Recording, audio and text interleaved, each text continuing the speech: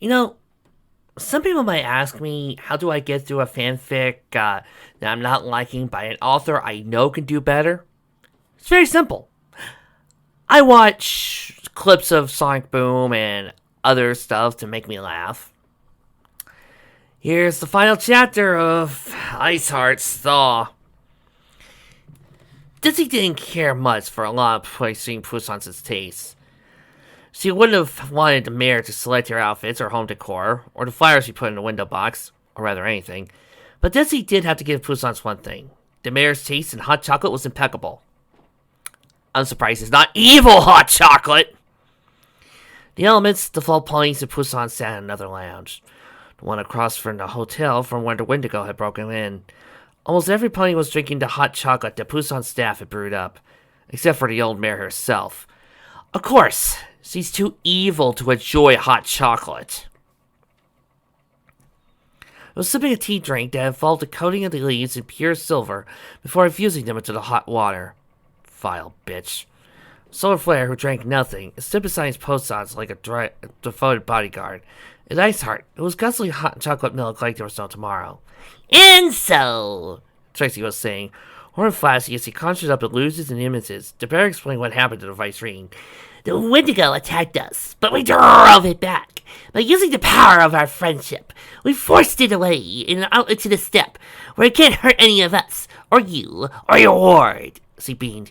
And so, except for the brief period of time, during which some particularly negative ponies might have been able to argue that you were, in a purely technical sense, frozen, we were able to prevent the Wendigo from harming any pony. I hope, Feistring, that these events meet with your satisfaction. She should be kicked out. Said Poussons, in the most purely non-communicative tone that Dizzy had ever heard. She was wrapped in towels that shone with platinum and silver threading, though she still managed to look regal as she perched on the armchair. Your skill in driving out the Wendigos was indeed impressive. I assure you that I will convey my appreciation in my report to the princess, and I promise I will not give disappointed attention to the fact that both Dame Blackcherry and I were injured by the Wendigo. She took another sip of tea. However, I must tell you that certain intemperate comments were made by other members of your party. Here, Trix, let me help you. Oh, those. Like, you see, since Trixie could talk to Luna far faster than you, she could probably give out communications about what's going on far quicker. And since Luna probably trusts her more than you, I just ask you not say anything. Because the moment you start saying anything, Trixie could possibly remind Luna just how much of an evil bitch you are, and of the events of the Grand Galbi Gala, where you've proven yourself, you and your allies, to be total assholes.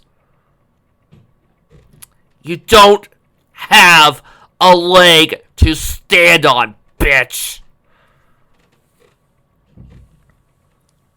I guess those, said Trixie, grinning. See, when we were fighting the Wendigo, I used my magic sight spell to look at you, and Charlie, and Ditsy too. The three of you were heavily affected by the Wendigo's magic. All those comments. Just the Wendigo controlling you three to make you mad at each other. Her grin began to stretch the sides of her face.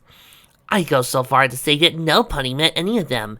That being the case, I don't really think it's necessary to waste the princess's time by repeating a litany of insults that no pony in this room would have ever said if they weren't being influenced by a malevolent monster.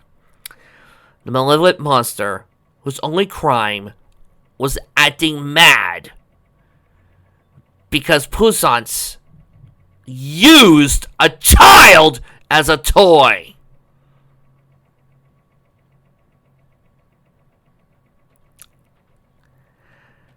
This bitch needs to die. Hey, said Ice Heart, lowering his mug.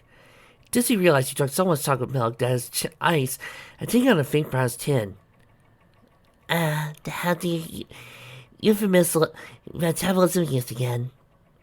Who is nonetheless surely a loving and supportive father, Trixie corrected. Ice Heart smiled, though looked a little sad to Ditsy.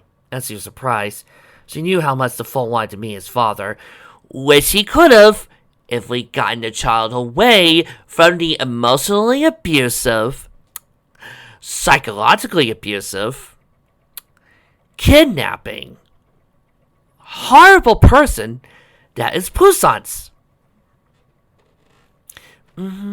Ice Heart smiled. Returned to a smug. Poussant adopted a pensive look. I see, she said. Well, Dame Trixie, I suppose that if it really was only at the Wendigo's urging that certain comments were uttered, I might be able to justify omitting a few particular remarks.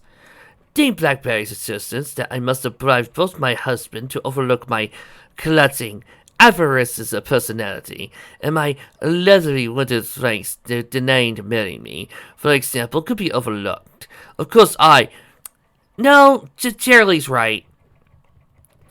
What? I'm not afraid of her.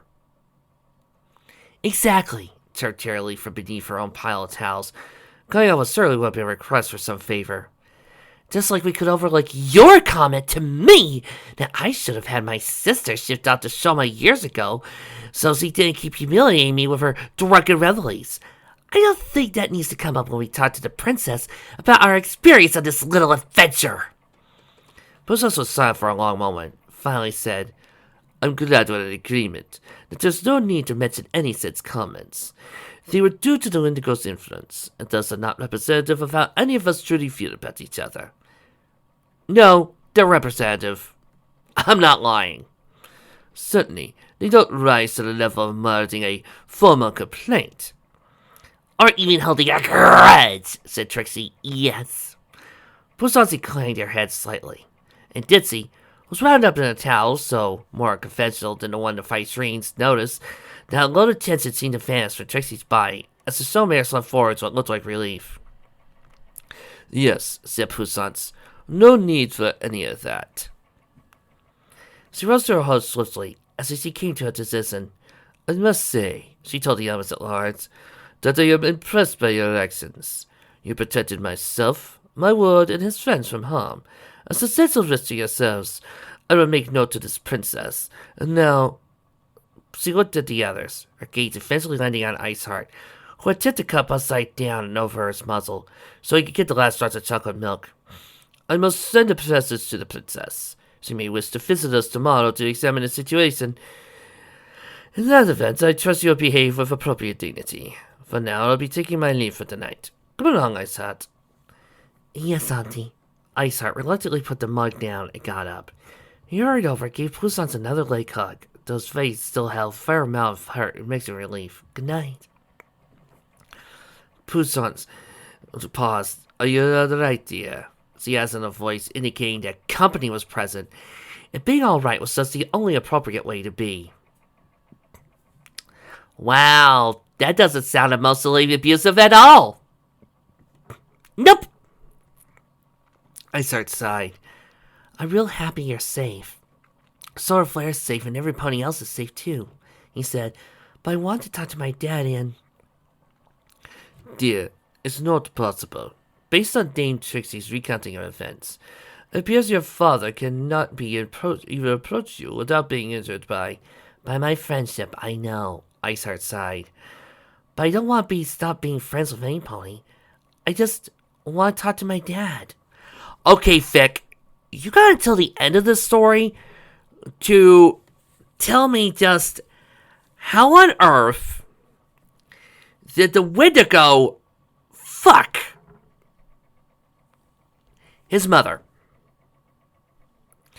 Because you're right now putting some very horrifying connotations if you're telling me that he couldn't even touch Ice Heart because of his friendship. Alright, you were putting some very horrifying connotations that I don't want to think about. Poussant looked confused as to what to do next. Because it involves love. It's something you're not good at. Well, Audrey tired over and scooped Ice Heart to a hug. Hey, don't let it, she said. We're your family. We're not going anywhere. Besides, who knows? Maybe when you're older we can try again. Maybe. Poussant coughed. A splendid idea, she said without convention. We should discuss it tomorrow. As for now, Ice Heart took the hint and tried it out. The rest of the vault ponies followed, with Busan spinning Trixie in the air's goodnight and leaving at last. When the footsteps had faded away, Trixie cheered. Alright! We protected the kid, beat the baddie, and we did it all without making another viceroy want to destroy Ponyville. A mission accomplished. Although, I repeat, does she really have that much power to do it? Anymore? I mean, after the events of the Grand Gala, logically, why should Luna trust them anymore? Why should Luna actually obey any of them? Why should Trixie care? Why should any of them care? I mean, back in the first season, yeah, they seemed impressed that they had a lot of power, and they still had some dignity. But now we see how weak they are. It just... Vice Ring is adding so many fills to this scene that it's detracting for the whole bit. Again, there's really nothing she could really do.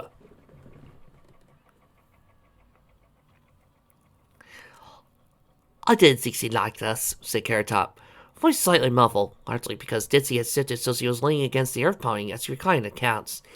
Even at the end. Oh, I'm sure she doesn't, said Trixie, but she was sincere enough that when she was saying there was no need to hold grudges over anything that happened here, especially since, if she were to complain about our conduct or words, we could complain about hers. She might think we're barbarous and cretins in her heart, but on the surface, she'll live and let live. And trust me, that's the best you'll get from her. She shot up. Now, I don't know about you girls, but I'm beat. Any pony want to head upstairs with me? You know, this would work so much better if this was Checker. It would. The others got up, but Ditsy waved a hoof. I'll stay down here for a few more minutes, if you don't mind. Actually, Checker, how would you do this? Oh, me. I give the kid up. There are two ways of this coming out. When I give the child up. Either A, we're proven all right that he can't touch them because of reasons. Or he does last out and he turns out to be as abusive as we find out. If it's the former, then I am seen as the hero. I regain Luna's favor, and if the elements try to do anything against me, they're seen as the bad guy who's trying to harm the newest hero. If not, then I'm still the hero. I did more than the elements ever did by negotiating perfectly. The Viceroy is just an idiot, and personally, I could drain her wealth dry in an instant. Okay, now Checker, get out of the studio! Fine. But trust me on this. I will find a way to destroy the studio and find out why I can't buy you out! Should we tell her the reason? Oh, no. Why spoil it for Checker, huh?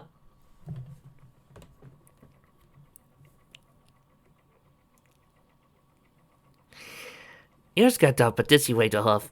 I'll be there in a few minutes, if you don't mind. She wanted a warm bed, true, but at the moment, the sofa was proving too cozy for her to get up. Even if her pillow was heading upstairs with the rest of them. Not the self, she thought.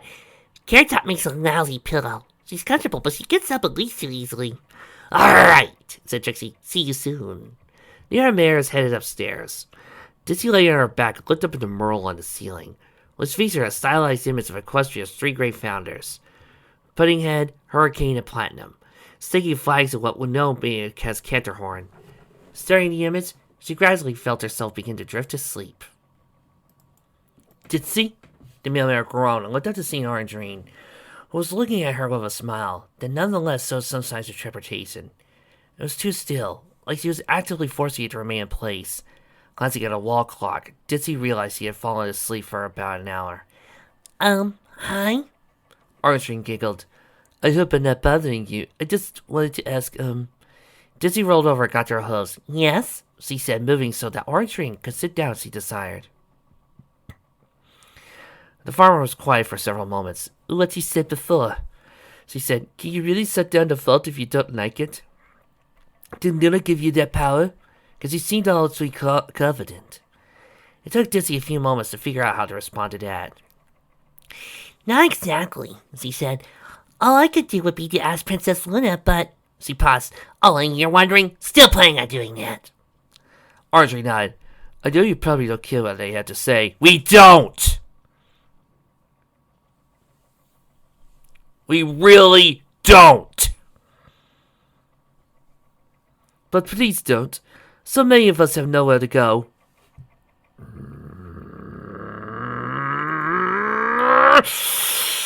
You fucking idiot! Fuck you. Fuck you forever. Go fuck yourselves, you fucks.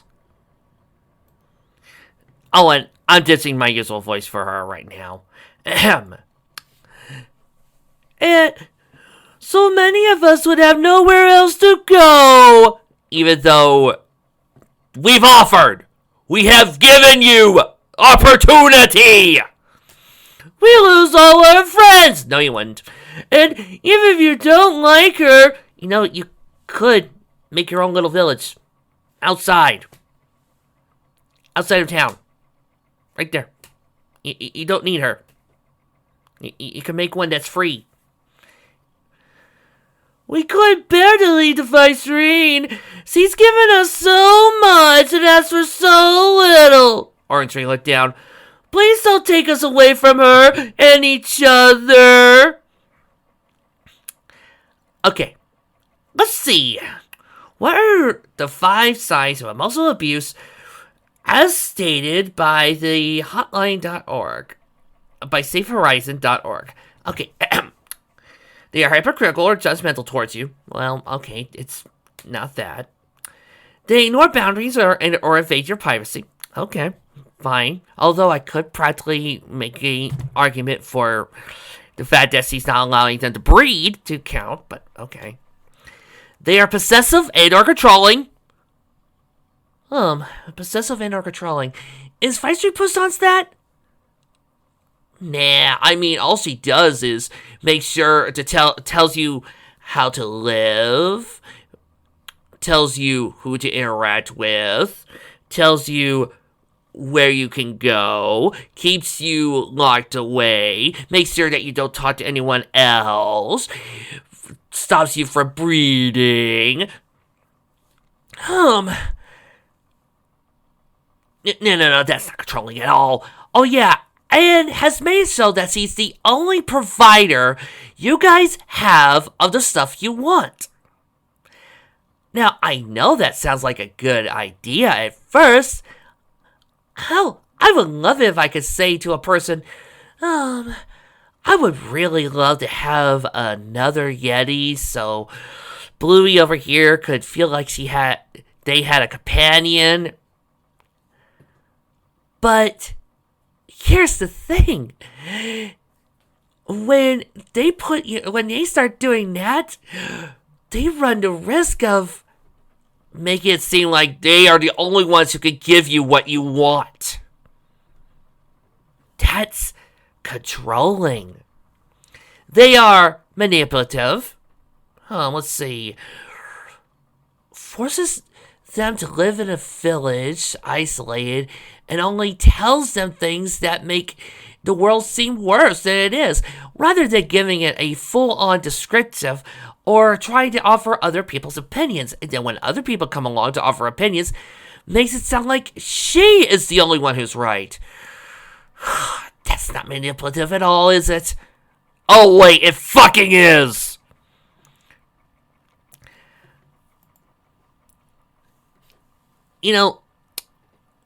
I'm would love to see how well this wins out if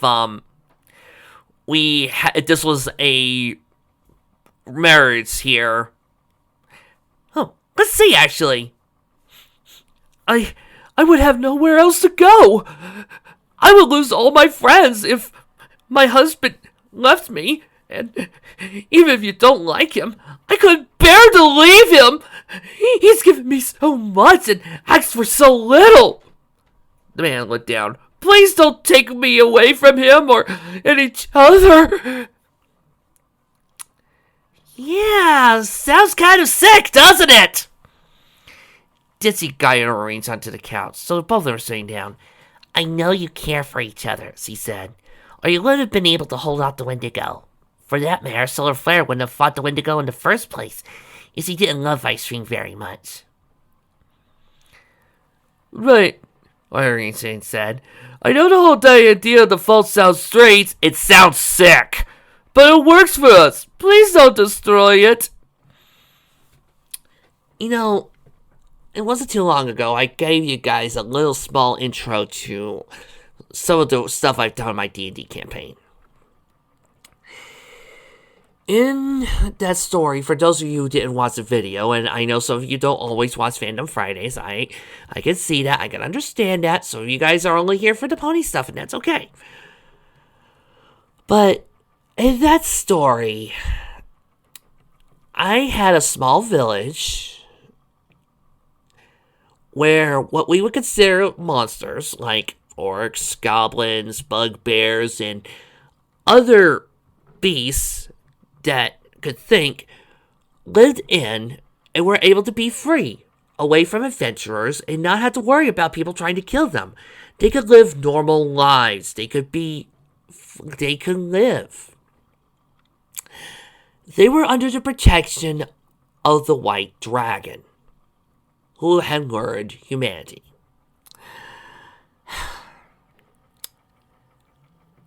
Do you know what her rules were in the village were? I didn't say this in the campaign, but she did have some good rules. You could leave when you want. You could stay for as long as you feel like you need to. You could raise a family here. But if you need assistance or protection, we will help each other.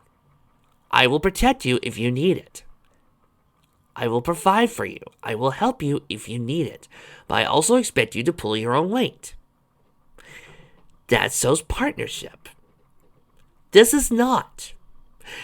This is emotionally abusive. This is so wrong on so many levels. And what I hate is that we're expected to go with it. I hate it! Dizzy said nothing for a long moment.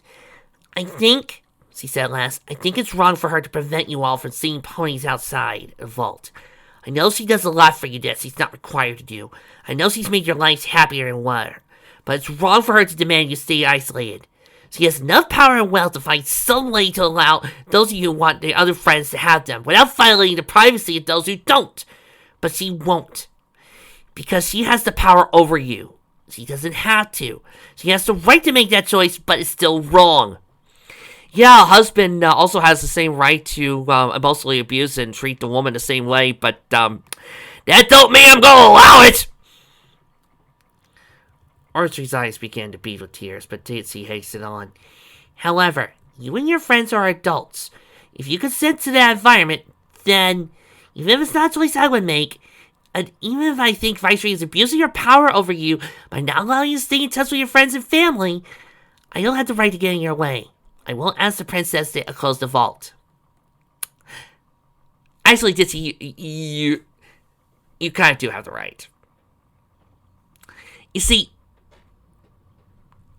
as a person who has an occupation that deals with people like this, I do have the right to see people who are controlling, isolating, and etc., doing everything the fight string does, and I have every right to report it to the police.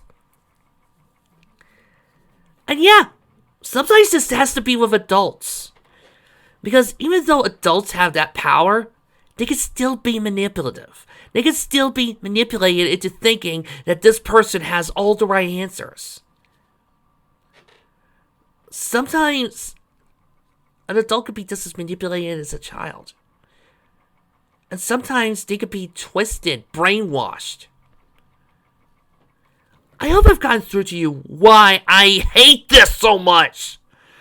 Why this is a cancer on an otherwise decent story. And look at this. I shouldn't have to be spending more time talking about this plot point than reading the fic. The only reason why I'm not mad at Ditsy is because she realizes that she can't. But I am angry at everything else. I didn't finish. Ice Heart is not an adult. He doesn't have the capacity to consent to living in an environment which he'll never know another pony his own age. I'm more upset to you and Solar Flare and the other adults living in the vault like you are. However, I will not accept the idea of Ice Heart remaining as he is. He needs friends. You don't understand. He doesn't trust normal ponies his own age. And with good reason. I mean, you know what happened to him, alright? That's when we start helping him. We help him to adjust. We help him psychologically.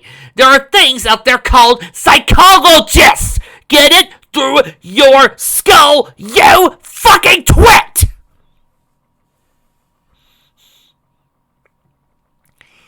Rising Puissance is the most powerful pony in Equestria, starving Luna herself. If he watches, he can find him some normal friends his own age. That wouldn't be mean to him. You know as well as I do.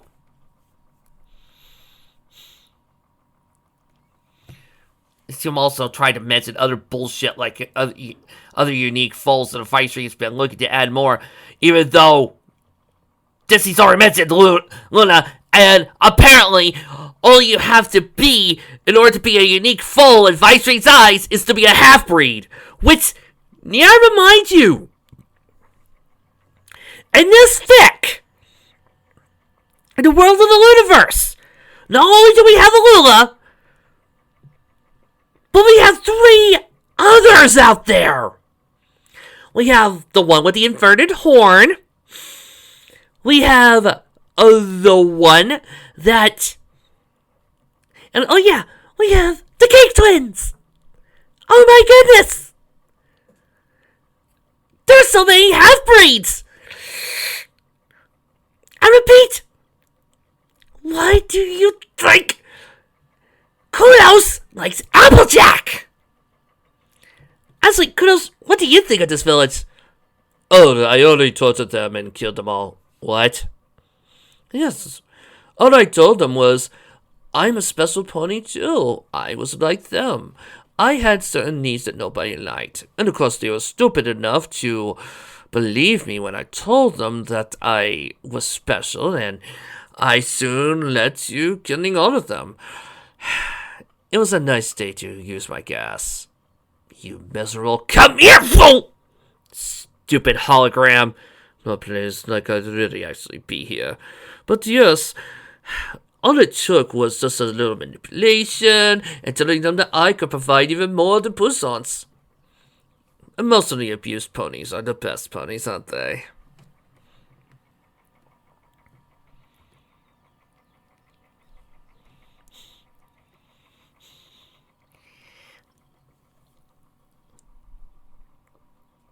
But if you took him away, he'd break. So, let me get this straight, Orangerine. If that's your real name.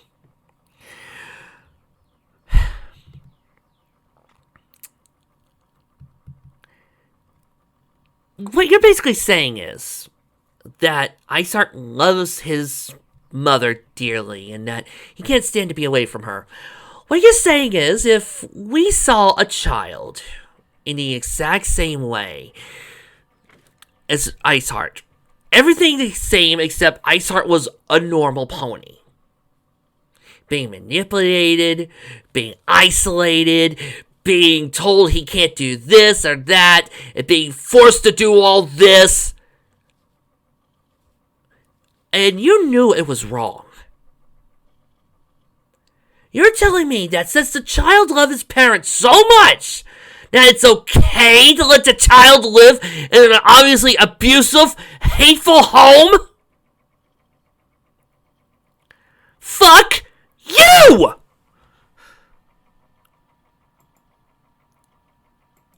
I'm sorry, I'm ending the chapter right here. Erdream's pissed me off too much. I'll come back tomorrow. I'll come back Monday with the end of chapter and proper review.